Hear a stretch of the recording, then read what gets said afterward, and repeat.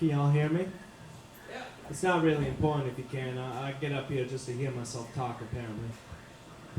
I can hear you back Can there, you hear me? so I think Okay, that's cool. good. You look pretty tonight. I stole my second name from the trash cans while dropping bags into them. All of a sudden my brain was roaring with something akin to spirits, like a gospel song gone wrong, and I could hear it in them, "You a bucket now." And I looked upwards wondering how somebody who had come back from beyond the pale could get such a bad pun as a Noma. And I'm wondering if it's not a misnomer instead, because I'm an ignorant inside my head. I don't even understand why I'm still not dead. I've got burdens of lungs. They seem to be filled with the concrete of the tar that I pour into them. They say all white people's poetry. They talk about cigarettes and hair and the way people smelled in the moonlight, but not me. I talk about the way I once had Satan clenched between my feet, shaking, shaking, shaking, like bacon quaking on the griddle. Why? Because my brain been processed through a long, long, long time of just being messed up, two-liners wrapped into sonnets, put down like blue bonnets mixed with death cat mushrooms, put together in one room so that there's not much room for a fun guy like me anymore. Just staring. I wish I could say something sweet about cigarettes and long hair, but no, I've had Satan beneath my feet and cast him into the ground and wrapped him up in gold and wrapped him up in black obsidian and wrapped him up in magma, and I don't even believe in that mythology. I don't even believe in any mythology, and I'm wondering what we need to say something based past psychology. Inside of my head, maybe a little bit more like mushrooms make me back to mycology. I'm not even sure if this mycelium is the hellion inside of my head, or I'm just going numb because part of me is dead. A little bit of vodka goes a long way to helping me say what I really want to say, so I'm sorry if you don't like the words that I have to spit today. This is just a warm-up, I swear.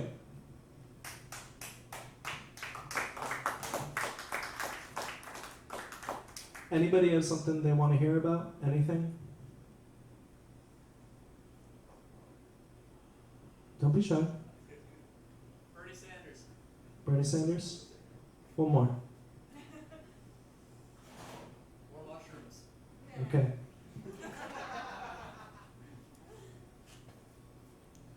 Harken back to a young man in his 20s, somewhere way back in the 70s, walking around, civil rights movement and burdened upon his arms like a scar of self-harm. And I'm wondering to myself, how do we not see the young activist with his fist raised in solidarity today, when we wonder where the rapacity of our government will prey on next? Instead, I say at his behest, may we finally have the democratic socialism that our country was founded on.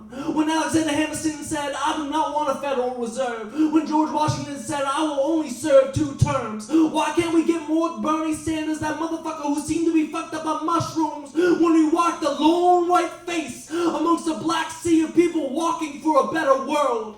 Why could we not have something better than this instead of this broken and curled piece of impeachment that is the rights being stripped away? Our government no longer says that the police have to protect and serve. Those are now just words that reverberate in us like a slogan. And I say I do not need change. I need something to be better. So why not put Bernie Sanders in government, and maybe climate change will go away and nothing will become wetter as the ice caps melt. Maybe instead we can turn to biodegradable hemp fuel instead of this folly that is our war. Young man on mushrooms, maybe once. Walking around with a hunchback from the weight of his world on his shoulders. Now an old man with the same hunchback and a loving wife at his side. Who are we to say that this socialist could not give us the greatest gift that we've ever had? I say, if my endorsement went anywhere except for the Molotovs of the anarchists in the past, maybe I would donate $30 to him.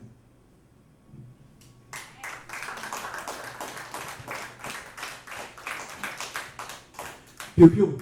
Who do the voodoo that you do times 2? I do, and my space getting as big as a skidoo. That's why inside of my head there's a dojo and I be Sifu. Every time I open up my mouth I only speak truth. And everybody I look at, they all seem so see-through. The heirs apparent to the heirs apparent because the parents never taught them truth. And I can't believe these base beliefs that we were cheap because we missed the chief of mysteries. So go ahead and raise your fist to me, I can raise them back with blistering ease. But I would rather be flashing peace because I learned my bit from the brief disease that is our human history. It was simply a gift to me. And I look at this oil change on the dipstick, take a picture of this shit, and you'll see the next time that you trip kid, because you can call that the holy triptych. The things that we did, the things that we are, and things that we will be. Everything that you do see is part of the astral sea, and part of that tree that denies all of entropy. And I'm wondering what might be wrong with me that I can spit so briefly with such ease. Because seriously, every time I spit between these lips, it comes out like a verbal eclipse, and I'm not understanding how the coffee drips because I'm a caffeine fiend. Even in my dreams, no more need for nicotine than anybody else deems necessary. It's kind of scary how much inside of my head is causticity, the atrocity of this monstrosity that is me. Something inside of this, it clicks and it clatters, like electricity hitting the griddle so that the oil spatters. And I'm wondering a little bit more who put me up to be the battle, when I would rather be the pitcher and drink down an entire pitcher before I could even see myself reflected back inside of some sort of picture. And the mirrors don't show me because I be vampire. I already got my eye all sucked up from the fucking pie that I was burned on many, many years ago. Many beers ago, and the Everclear does grow in the pale moonlight, and I've never been right, but I do know how to spit my words out at night, so they're like a verbal diarrhea. Understand that I could not be even freer when I'm up here spitting so fast out of my head. It's not even spitting, it's poetry, and I know it's me until the day that I'm dead, until they put me down in the frickin' woods so that I can push up trees. Because you best believe that I'm going where society needs me to be, and that is in the ground. Because I've been walking around this town for so long now. So long now.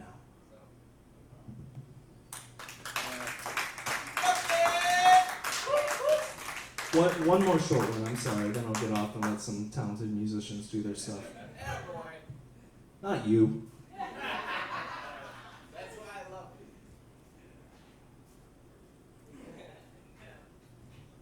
It has been, if I count the months correctly, January, February, March, April, May. And May we be in May now, so that's been a whole hand, fingers full of months. Since all of a sudden somebody wasn't riding their motorcycle anymore. Somebody didn't have their backpack on so that it matched their smile. Not talking about the color of that purple backpack, but talking about the vibrancy of that smile. And I'm wondering if these fingers could pluck strings, how could I never not play the 6/8 time of fucked up blues? Because I almost cried when I heard the news. I had heard it on the radio over and over and over, and my ribcage was heavy. They would find her. I wasn't ready. They would find her. We're never ready. And all of a sudden, 5 fingers of time have passed, and we're not even counting the one before that, or the one 2 years before that, or the guy that got his degree and was suddenly free of all of life. It's not nice sometimes to think about it. How many fingers of time have passed before every single loved one rolls away, and that chestnut hair that you once wanted to run your fingers through is no longer even on this earth, it's just on the ground somewhere. Or maybe they burned her up to ashes, and suddenly right back into the ecosystem. Trees are growing from the little bits of carbon that she gave up, from the little bits of oxygen from the combustion. And I'm wondering, how many times must we have this frustration before we realize that some things in life just aren't meant to be? Just let go, cut them all, those little strings that tie you to other people, because you can still love them. Just love them inside yourself, not love them outwardly, not love them to them, not love them for you, for them, just love them for them inside of you. Your heart is your home. And soon we will be nothing but bones. And I'm wondering how 5 fingers of time, 5 months may not be this old, but it is May, and it may be, and time seems to be dripping so slow. Rest our departed. Even though it's not rest, it's just decomposition. May you be brought back into the world. Rest our departed, so that someday I will see 20 hands in front of me and still miss you and your chestnut hair and the vibrancy of your smile, just like all the others. I'll remember you. You will live here inside of my bones, and when they put my bones down into the ground, I will keep you alive in them as trees spring from me, from this place that was once a heart.